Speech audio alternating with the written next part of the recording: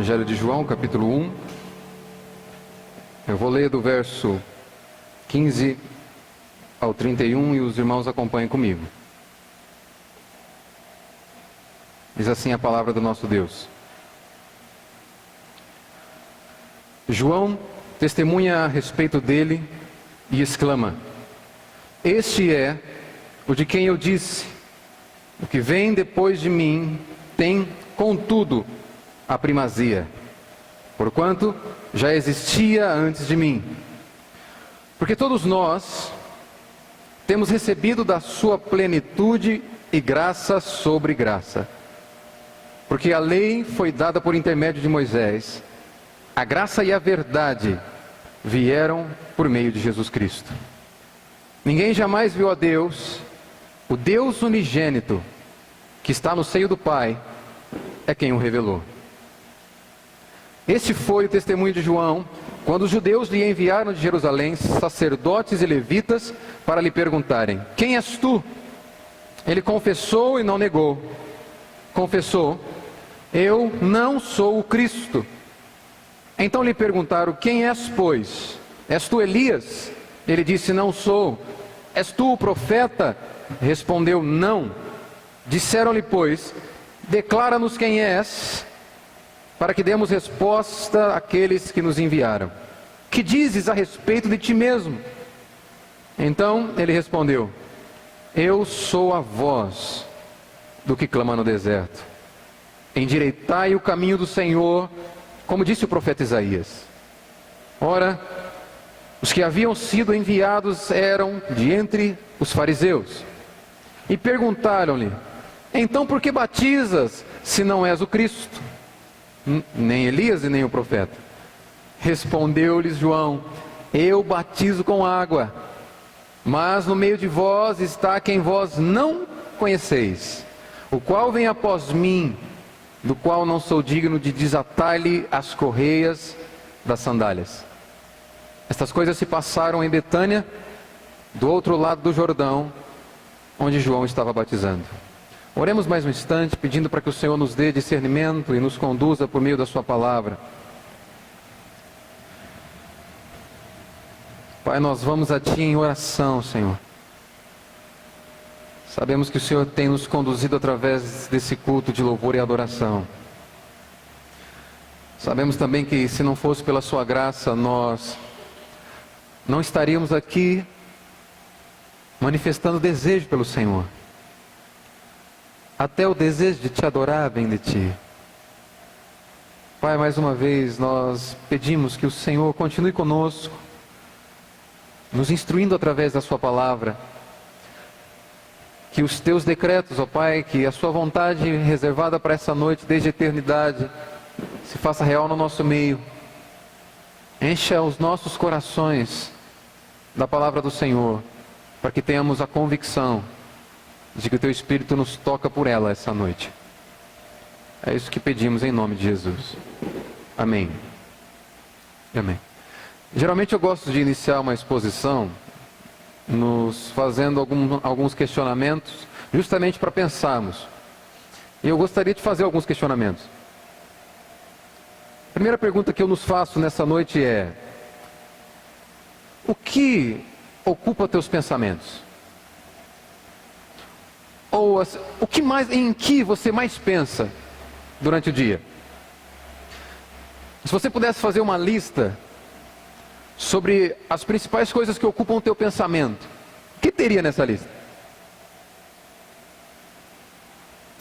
Ou melhor, se você pudesse fazer uma lista das principais coisas que ocupam o seu pensamento, em que lugar o Filho de Deus estaria nessa lista? Em que posição ele poderia ser encontrado nessa lista? Não precisa responder. Nós somos pessoas que nós não somos apenas pensantes.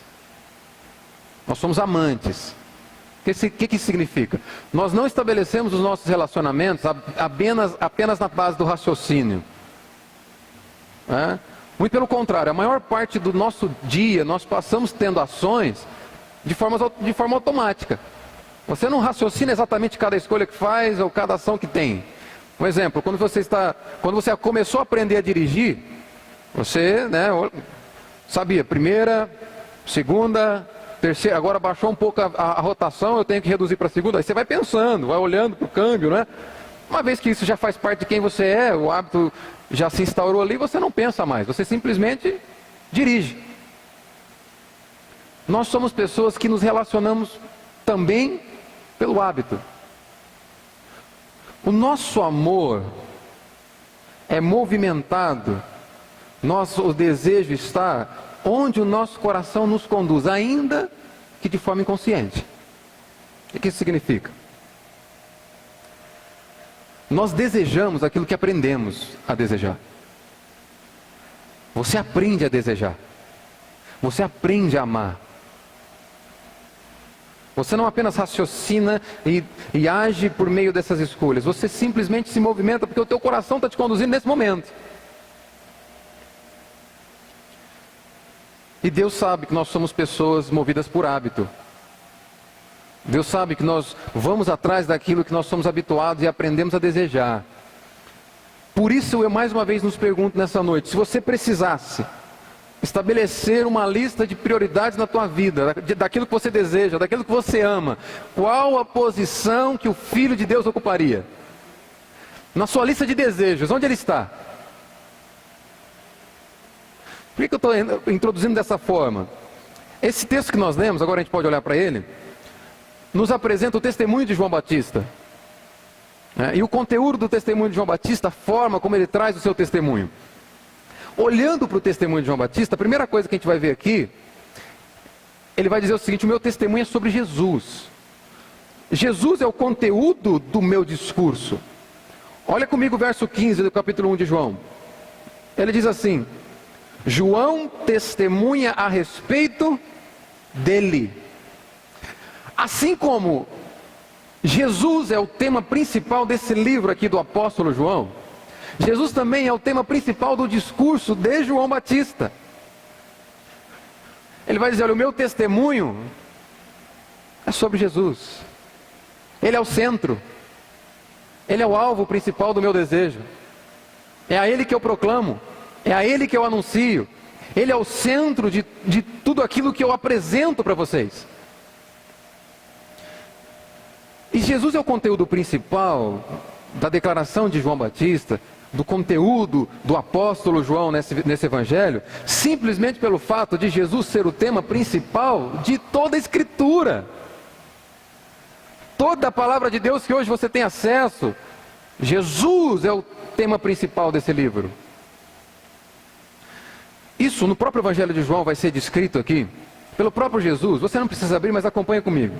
No capítulo 5, alguns capítulos para frente, no verso 39, Jesus vai dizer assim: examinais as Escrituras. Examinem, se esmerem em conhecer as Escrituras, porque julgais ter nelas a vida eterna. E ele conclui: e são elas mesmas que testificam de mim. Jesus está pregando a um povo que tinha a lei do Antigo Testamento, que tinha a Escritura até então, como um fim em si mesmo. Eles julgavam ter o acesso ou ter a vida eterna pelo simples fato de conhecer a lei, pelo simples fato de ter a lei com eles. Eles julgavam que isso era suficiente para serem salvos. O que Jesus vai dizer é o seguinte: olha, examinem a lei. A lei, a Escritura nunca foi um fim em si mesmo. O objetivo principal da Escritura é apontar para mim. Elas testificam de mim. É isso que Jesus vai expor para aqueles homens. Querem me enxergar? Examine as Escrituras. A gente costuma dizer que a Bíblia, ela não é um livro de fatos isolados que aconteceram na história. Sabe, um livro de simplesmente alguns poemas que acontecem em Salmos, né, de alguns provérbios de sabedoria que acontecem no próprio livro de Provérbios, Eclesiastes. Ela não é um livro de histórias isoladas. A Bíblia é um livro através do qual Deus conta uma única história. A Bíblia é um livro através do qual Deus aponta para um único propósito, um único plano. O propósito de Deus com toda a Escritura é revelar Jesus Cristo. Não há nenhum ponto ponto superior a esse dentro da Escritura. Esse é o propósito de Deus. A totalidade da palavra aponta para Cristo. Jesus Cristo e a sua obra de salvação dos homens são o alicerce, a base fundamental que todo o ensino dos apóstolos e dos profetas que Deus usou para a edificação da igreja. Jesus Cristo e a obra de salvação é o alicerce sobre o qual tudo é construído. Todo e qualquer ensino é construído em cima desse alicerce. Jesus Cristo, Filho de Deus, Cordeiro de Deus, que tira o pecado do mundo. Esse é o alicerce da Escritura. Logo, se Jesus Cristo é o assunto principal, ele deve ser o ponto de partida para a sua leitura bíblica, entende isso? Jesus deve ser aquele óculos. Jesus deve ser o óculos através do qual você enxerga a vontade de Deus na Escritura. Olhe para Jesus e leia toda a Bíblia. Você vai entender o que é a vontade de Deus. Toda ela aponta para Ele. Agora, uma vez que Cristo ele não está apenas em algumas partes da Escritura, um pouquinho aqui, um pouquinho lá, uma vez que Cristo está em cada página da Escritura, a nossa vida na terra não será suficiente para entendermos tudo o que a palavra diz acerca dele. Tudo que ela revela sobre ele. Porque ele está lá. Ele está presente lá. Cristo é a soma de toda a Bíblia. Se você pudesse colocar uma equação, a somatória da revelação, o somatório de toda a vontade de Deus contida na Escritura, isso é igual a Jesus Cristo e a sua obra de salvação dos homens. Cristo ele está encharcado aqui na Escritura. A Bíblia é um livro encharcada de Jesus. Cada página, cada verdade contida nela. Jesus ele foi profetizado nas Escrituras. Ele foi tipificado ali. Ele foi prefigurado, exibido, apresentado. E hoje ele é esperado através dela. Só alguns exemplos para você entender como você pode encontrar Cristo ali. Quando Deus, ainda no Éden, ele vai dizer assim: e da semente da mulher virá aquele que esmagará a cabeça da serpente. Jesus está ali, no princípio da criação. Deus está apontando para o propósito principal da Escritura. Da semente da mulher ele virá aquele que vencerá Satanás. Da semente de Eva, Jesus está ali. Continua, quando Deus escolhe Abraão e ele diz: de ti farei bendita todas as famílias da terra. Jesus está ali, porque da semente de Abraão viria aquele que se levantaria para atrair todas, que é para atrair as famílias da terra. Jesus está ali. Jesus está na oferta que Abraão tende a fazer de Isaac. Jesus está ali. Abraão subindo o monte para sacrificar o seu filho, nos aponta para a ideia de que um dia um outro pai, o Criador, também subiria ao monte junto com o seu filho, o Senhor Jesus, para sacrificá-lo. Mas diferentemente de Isaac, ele não seria poupado. Jesus está ali. Jesus está ali quando Abraão diz assim, quando Isaac pergunta: está tudo preparado, está tudo aqui, madeira, fogo, cadê o cordeiro para o sacrifício? E Abraão diz: o Senhor proverá. Jesus está ali. A Bíblia é um livro que é encharcada de Cristo. Você não pode querer encontrar outra coisa que seja mais preciosa do que Ele ali. Jesus está presente. Quando Deus olha para Josué e diz assim: meu servo Moisés está morto. Você será o líder que conduzirá o meu povo à terra da promessa. Ele está dizendo o seguinte: haverá um outro líder, um rei dos reis, um senhor dos senhores, que também conduzirá o povo de Deus à terra da promessa, e de forma definitiva. Jesus está ali. Jesus está no livramento de Raabe, ainda lá em Jericó, Os espias que foram protegidos por Raabe, eles fazem uma aliança com Raabe dizendo assim: todos aqueles que estiverem dentro da sua casa, quando a fúria de Israel passar por essa cidade, os que estiverem dentro da sua casa estarão protegidos. Sabe quem viria de Raabe? Jesus é um descendente da semente de Raabe. Deus está nos mostrando aqui, na casa de Raabe é o único lugar para se ver livre da ira de Deus. Desse descendente de Raabe, Cristo Jesus é o único lugar a qual todo e qualquer homem pode se ver a salvo da ira santa e justa de Deus. Jesus está ali. Jesus está encharcado aqui, irmão. Você não pode querer encontrar algo mais precioso na Bíblia que você carrega. A Bíblia não é um livro com recursos para você viver bem. A Bíblia não é um livro com princípios para que você enriqueça. A Bíblia não é um livro de princípios psicológicos e comportamentais para que você transforme o seu comportamento. A Bíblia é um livro que te ensina a conhecer Jesus e a desejá-lo, de amá-lo. Seria impossível amá-lo se não fosse por ela. Se Cristo deixar de ser o assunto central de toda a ministração do Evangelho, você perde o Evangelho.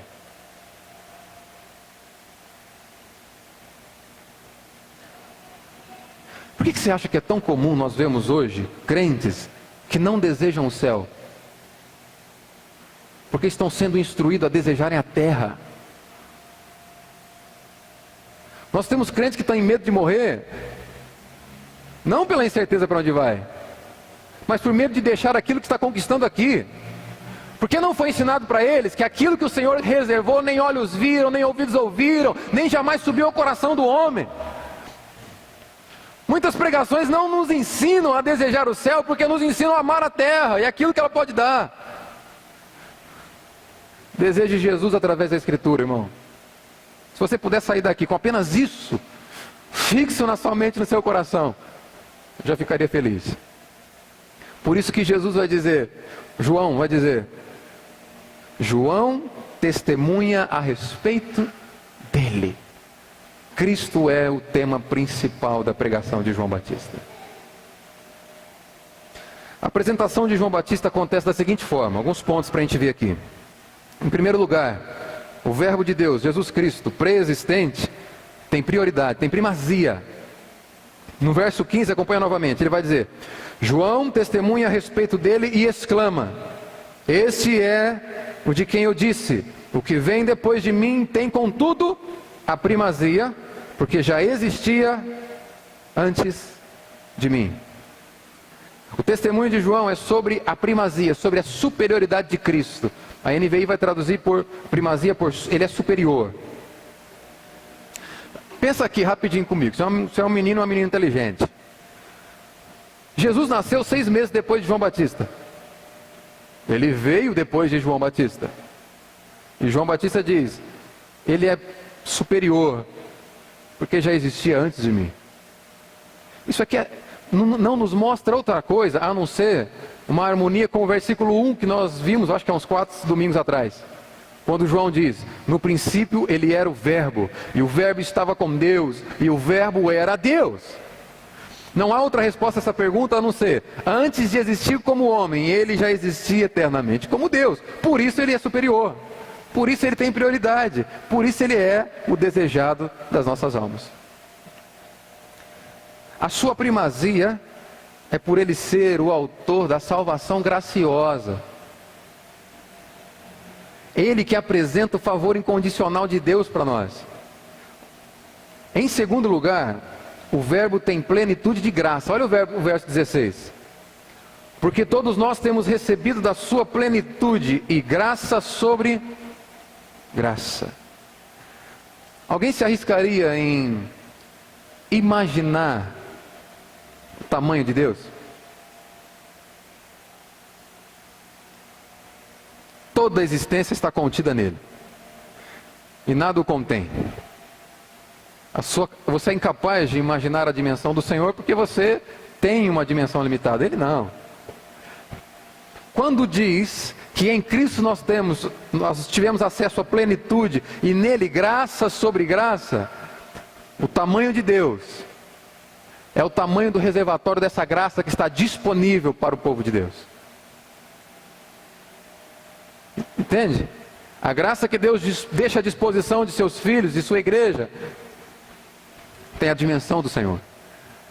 Agora você começa a imaginar um pouco o tamanho dessa graça. E o porquê que é graça sobre graça, porquê que é plenitude. Agora, eu quero olhar contigo só um pouquinho do significado da palavra graça. A palavra graça, ela aparece, se não me engano, mais de 120 vezes no Novo Testamento. E ela tem um significado que é sublime, irmão, que é fantástico. A palavra graça, uma das suas traduções é favor. Imerecido. Um favor que é abundantemente disponível em Deus e você não merece. Isso é graça. Graça pode ser traduzido por a bondade misericordiosa de Deus, que faz com que Ele exerça a sua santa influência para fazer com que as pessoas se voltem para Cristo. É o favor imerecido de Deus que faz com que Ele te guarde, com que Ele te fortaleça, com que Ele te preserve, com que Ele te persevere na fé. Se você hoje deseja a presença de Deus, não foi porque você foi capaz de fazer o que outro não conseguiu. É porque você foi alvo dessa graça que supera o entendimento humano. Você não deseja o Senhor hoje pelo seu esforço. Eu não desejo o Senhor pelo meu esforço. Desejamos ao Senhor porque isso vem dEle. Se você o deseja hoje é porque você recebeu isso dEle. Isso é graça. Ele faz com que você o ame, o deseje. Ele muda a sua vontade para que você o deseje. Isso é graça. A palavra graça, ela se repete várias vezes. Eu já disse que ela tem um significado fantástico, e é esse favor. Tem um texto da Escritura, que é um dos que eu acho mais belos, que nos mostra o impacto que essa graça de Deus tem sobre a nossa vida. Vai comigo rapidamente em 2 Timóteo capítulo 1, verso 9.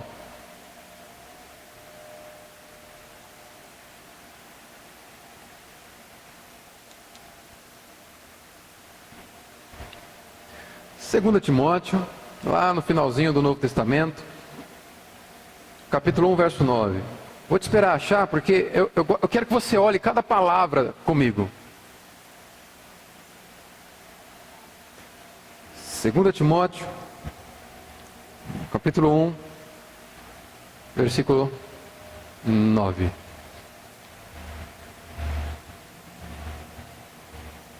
Estamos juntos? Preste muita atenção ao que diz esse texto. Que nos salvou. No versículo anterior, no versículo 8, ele vai dizer que Deus que nos salvou e nos chamou. O mesmo Deus que salva é o Deus que chama.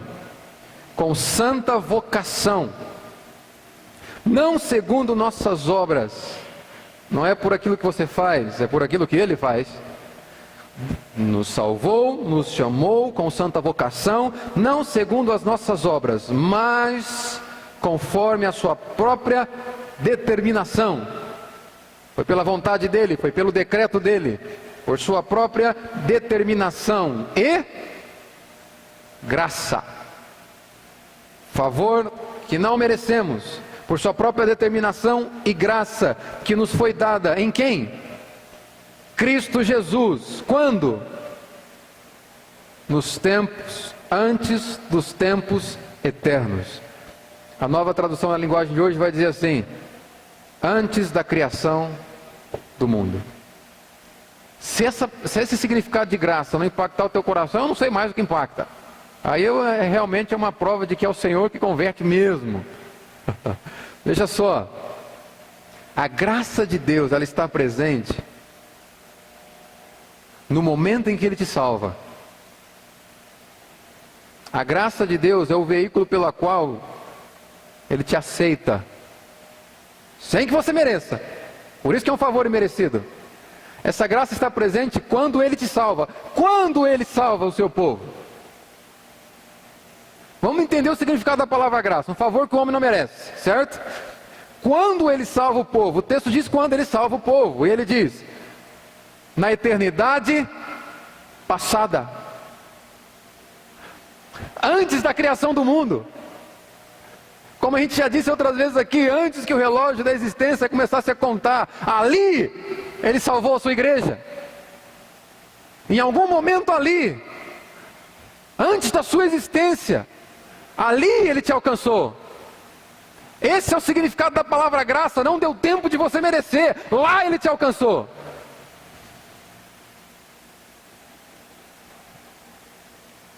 Por isso ele é superior a João Batista. Por isso ele é superior a qualquer pregador que se preze falar no nome dele. Essa primazia se apresenta pelo fato de Jesus ser superior à lei. Ele é superior ao sistema religioso daqueles homens, ao seu sistema religioso, ao meu. Ele é superior à lei. Aqueles religiosos lá, irmão, eles tinham a lei do Antigo Testamento como um fim em si mesmo, como eu já disse. Eles não foram capazes de compreender que havia algo oculto nessa lei. Havia algo oculto na lei. Havia algo oculto no sábado. Eles não foram capazes de entender que essa lei apontava para algo, ou melhor, para alguém muito maior. Ela apontava para Cristo. Toda a Escritura aponta para Ele. Cada princípio, cada mandamento, cada fato, cada história aponta para Ele. Em terceiro lugar, então, o verbo é superior à lei. Olha o verso 17 aí comigo, do capítulo 1 de João. Volta rapidinho lá. Capítulo 1 de João, verso 17.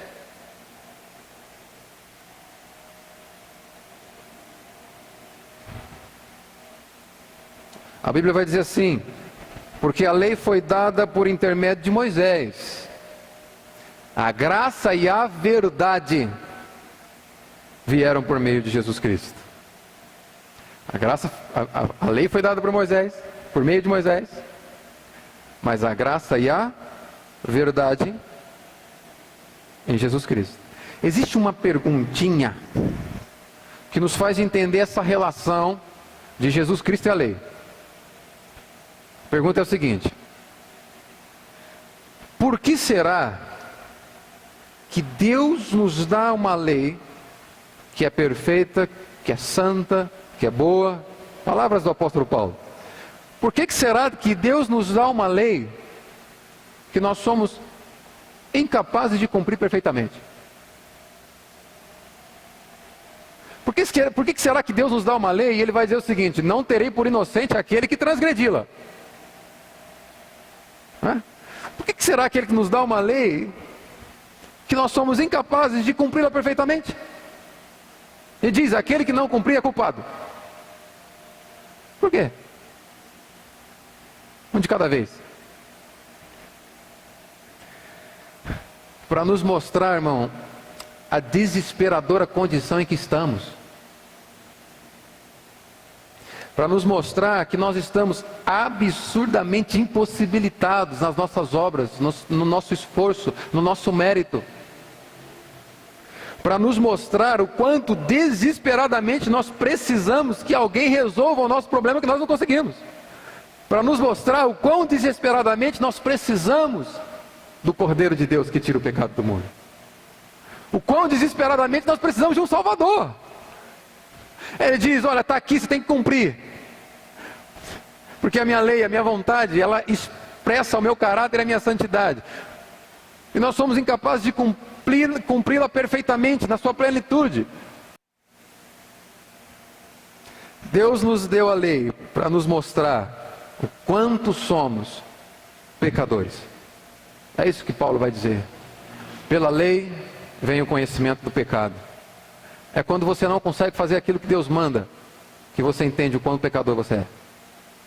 E o quanto desesperadamente você precisa do perdão dele, da graça dele e desse favor que nós não merecemos. Deus nos deu a lei para mostrar que precisamos de Cristo. Precisamos confiar nele, como sendo o único capaz de cumpri-la perfeitamente. Ele foi o único. O que você acha que significa dizer que Cristo é o nosso substituto?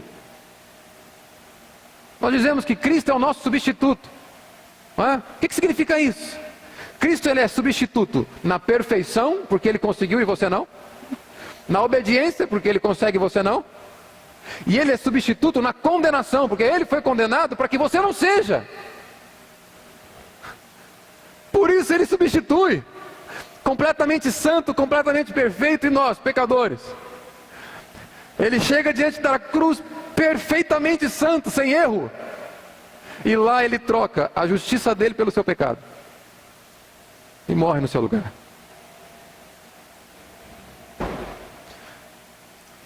O que significa ser livre da lei? A Bíblia vai nos apontar para a ideia de que nós somos livres da lei. Não significa que agora Deus não quer mais que você o obedeça. Não. Ser livre da lei significa que nós não vamos mais à lei para entender como devemos ser punidos. Porque a lei ela não tem o caminho do perdão. A lei ela só tem um caminho, e é o caminho da punição. Errou, paga dessa forma. Lembra? Quando você for estudar a lei, vai estar lá. Aquele que errar dessa forma, vai pagar dessa forma. Aquele que errar dessa, vai pagar dessa. A lei não tem o advento do perdão. Você vai até ela para saber como deve ser punido. Quando diz nós somos livres da lei, é que agora nós não vamos mais consultá-las quando erramos, para saber como seremos punidos. Agora nós podemos ir aos pés da cruz e alcançar perdão. Só em Cristo temos perdão. Somente nele. Está entendendo por que Cristo deve ser o conteúdo principal da Escritura? Está entendendo? Somente, irmão, a verdade, a fé que salva, não vem pela palestra de autoajuda. A fé que salva não vem pela sessão gospel de coach. A fé que salva vem pelo conhecimento da palavra de Cristo, que é o Evangelho da salvação. Cristo é a revelação do Deus Criador. Quarto lugar, o Verbo é revelador do Pai. Olha o verso 18 aí comigo. Ninguém jamais viu a Deus, o Deus unigênito, que está no seio do Pai, é quem o revelou, é quem o mostrou, é quem o fez conhecido. Deus é invisível, porque Ele é Espírito, mas a segunda pessoa da Trindade nos revela a Deus, nos apresenta a Deus. Só em Cristo você pode ter acesso a quem é o Pai. Ele nos apresentou o Pai. Por isso que lá, ainda nesse livro aqui, no capítulo 14, verso 9, ainda no verso 8, Filipe vai dizer para ele assim: Mestre, mostra-nos o Pai e isso nos basta. O que Jesus vai falar para ele? Caramba, esse tempo todo eu estou contigo, rapaz, dizendo que eu e o Pai somos um, e você ainda não entendeu. Essa era uma verdade que Jesus já vinha apresentando. No capítulo 10, verso 30, ele vai dizer, aqui desse livro de João: eu e o Pai somos um. Quer conhecer a Deus? Abrace Jesus Cristo. Se apegue a Cristo. Cristo é a sua única fonte de revelação e acesso a Deus. E isso nos leva a um entendimento importante para esses dias, para a igreja. Não precisa abrir, mas em Hebreus capítulo 1, versos de 1 a 3, a Bíblia diz assim: havendo Deus outrora falado muitas vezes e de muitas maneiras aos pais pelos profetas, aos pais e aos profetas, verso 2, nesses últimos dias, desde aquele tempo lá, nesses últimos dias, nos falou pelo Filho, a quem constituiu o herdeiro de todas as coisas, pela qual também fez o universo. Ele é o resplendor da glória e a expressão exata do seu ser. Cristo é a expressão exata de Deus. O que isso significa? Expressão exata é a reprodução precisa. Cristo é a reprodução precisa em todos os aspectos de Deus. Dizer que Jesus Cristo é o revelador do Pai é dizer que em Cristo nós temos o ápice e a conclusão da revelação do Pai. Dizer que Cristo nós temos a revelação do Pai e Ele é a expressão exata do ser de Deus, é dizer que nele temos o ápice da revelação e a conclusão da revelação do Pai, daquilo que o Pai quis que você conhecesse em Cristo. Está comigo? E essa revelação que Cristo faz do Pai é fundamentada pelos apóstolos. O que passar disso, não há garantia de que vem de Deus.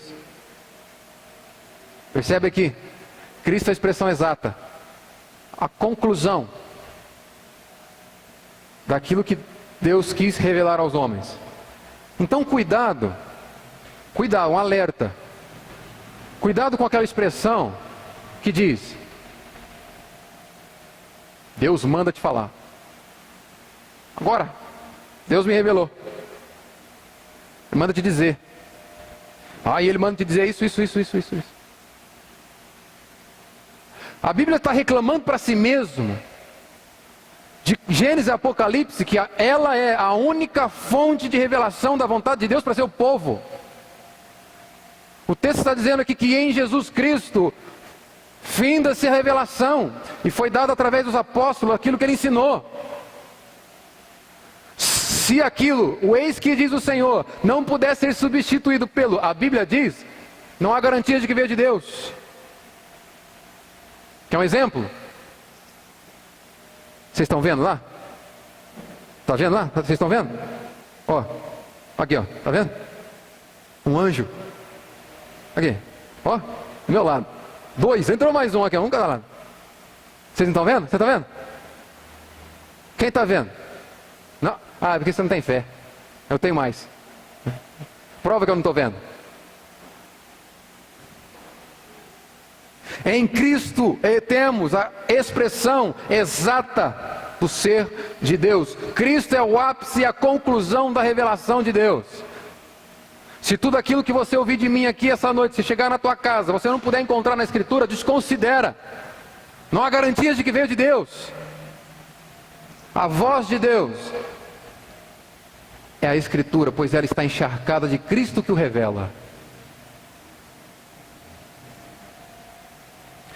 Testemunha, na sequência do texto aqui, o testemunho que depois que João testemunha sobre Cristo, ele vai olhar para si mesmo e vai testemunhar de si mesmo. E ele vai dizer uma coisa interessante.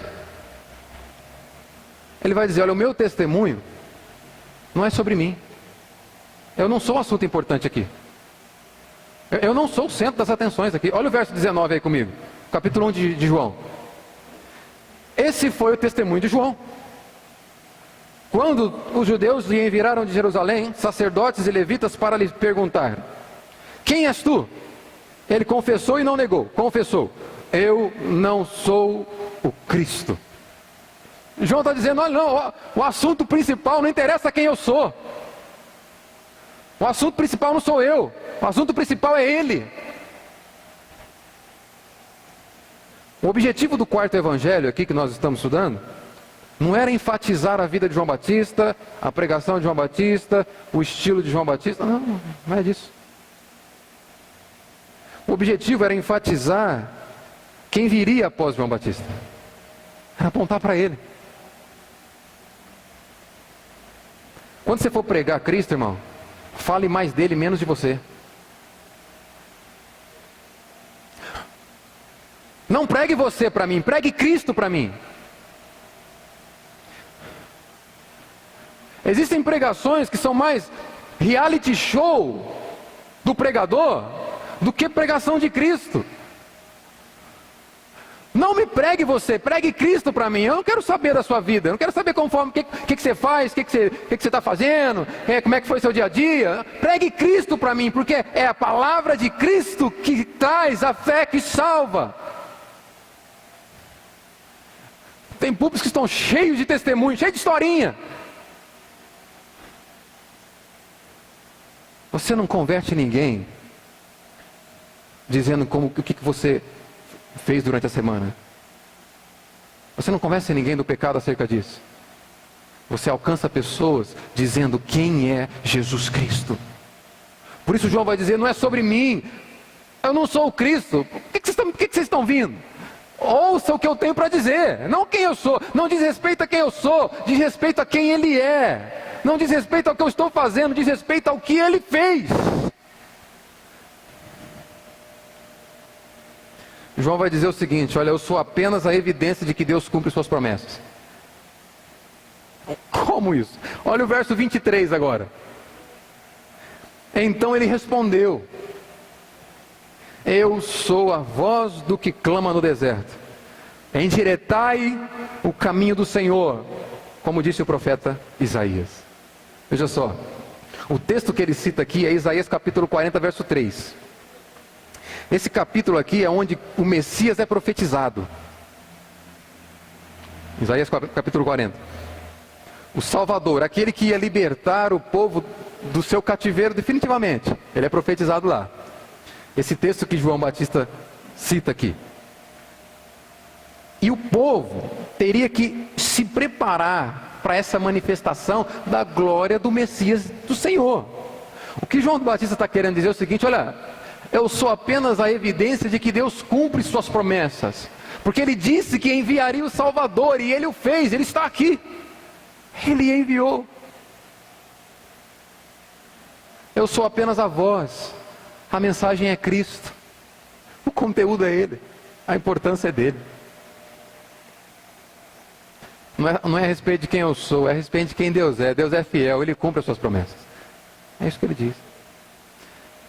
O testemunho de João Batista vai mostrar que é infinitamente superior o ministério de Cristo comparado ao ministério de João Batista. Olha o verso 24, eu já estou caminhando para o fim. E aqui tem alguma coisa interessante para a gente aprender. Diz assim: ora, os que haviam sido enviados eram de entre os fariseus, e perguntaram-lhe: então por que batizas? Se não és o Cristo, nem Elias, nem o profeta. Respondeu-lhe João: eu batizo com água, mas ao meio de vós está quem vós não conheceis, o qual vem após mim, do qual não sou digno de desatar-lhes as correias das sandálias. Para entender essa declaração de João Batista, quando ele diz, eles perguntam: por que você batiza? E ele vai dizer: eu batizo com água. Para entender o significado disso, tem um texto que é um pouco mais completo. Eu gostaria que você fosse lá comigo, Mateus capítulo 3, rapidinho.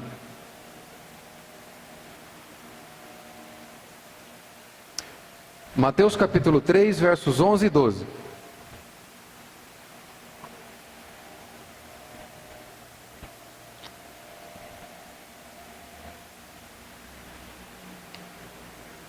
Diz assim a palavra do Senhor.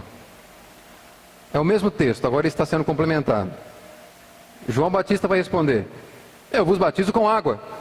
Verso 11 do capítulo 3. Eu vos batizo com água para arrependimento, mas aquele que vem depois de mim é mais poderoso do que eu, cujas sandálias não sou digno de levar. Ele vos batizará com o Espírito Santo e com fogo.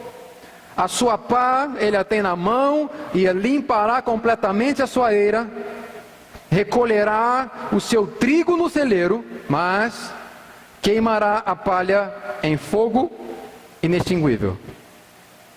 Agora vamos pensar isso aqui. João Batista está dizendo o seguinte: olha, o ministério de Cristo é muito mais importante que o meu. Eu batizo com água. Cristo dá destino aos homens. Eu batizo com água. Ele batiza com o Espírito Santo e com fogo. Ele está dizendo: Cristo é quem determina o destino dos homens. Que destino é esse? Essa expressão, batizar com o Espírito Santo, batizar com fogo, recolher o trigo no celeiro, lançar a palha em fogo que não se apaga, são os únicos dois destinos que a humanidade terá.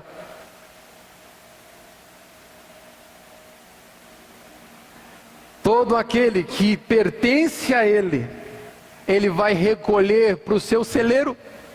E esses que pertencem a Ele, que Ele vai recolher para o seu celeiro, é aquele que Ele batiza com o Espírito Santo. É aquele quem Ele dá o Espírito Santo, porque só quando você recebe o Espírito Santo de Deus, é que você é capaz de crer e pertencer a Ele. Por isso que Efésios 1:13 vai dizer que é o selo. É o Espírito Santo que te transforma em propriedade de Cristo. O primeiro destino, aqueles que vão para o celeiro de Cristo, que vai ser guardado para Ele, são batizados com o Espírito Santo. Mas existe um segundo grupo, que são aqueles que serão lançados no fogo que não se apaga. É isso que ele está dizendo. A palha é lançada em um fogo inextinguível. Ele está dizendo do segundo destino, a ira eterna de Deus, o inferno. E esses são aqueles que são batizados com fogo. Cuidado com algumas orações, irmãos. Já viu aquela oração assim? Senhor, me batiza com fogo. Tua palavra diz que o Senhor batiza com o Espírito Santo e com fogo. Cuidado, irmão. Ser batizado com fogo é condenação. Não lê a Bíblia. Quem é batizado com o Espírito Santo é porque passa a ser propriedade dele, recebe o Espírito Santo. O batizado com fogo é aquele que foi reprovado. João vai dizer o seguinte: o ministério de Cristo é muito superior ao meu. Eu batizo com água. Ele dá destino aos homens. Eu quero concluir. Cada crente, irmão, deve assumir uma postura como a de João Batista. Comprometimento com a glória de Cristo. Isso é algo que cabe a mim, isso é algo que cabe a você. Fazê-lo conhecido. Falar mais dele do que de nós. Nós falamos daquilo que amamos. Sabe? Quando a gente está apaixonado por algo, o que a gente faz? A gente não fala de outra coisa, só fala daquilo. Não é? Eu lembro, quando minha esposa se apaixonou por mim, foi assim, eu não falava de outra coisa. E quando eu me apaixonei por ela também. E hoje também, ela me ama tanto que não para de falar de mim. E eu também dela. Vou ajeitar aqui, né? Quando você está apaixonado por algo, você não cessa de falar disso. Agora entenda uma coisa. O quanto você fala de Cristo revela o quanto você o ama. Todo crente deve ter a postura de João Batista. Segundo, a nossa real importância não está naquilo que fazemos, mas por que e para quem fazemos. Ele é o único digno de adoração, de toda honra. A Ele seja dada a glória e o louvor. E é para Ele que fazemos. E por fim, Ele é superior a qualquer outro homem já existente, porque Ele dá destino às nossas almas. Todo aquele que confia nele, todo aquele que confia que foi substituído na obediência e na condenação, se torna propriedade de Cristo Jesus. Esse estará eternamente com o Senhor. Quero te convidar a fechar seus olhos. Te convidar também a refletir um pouco sobre isso que você ouviu.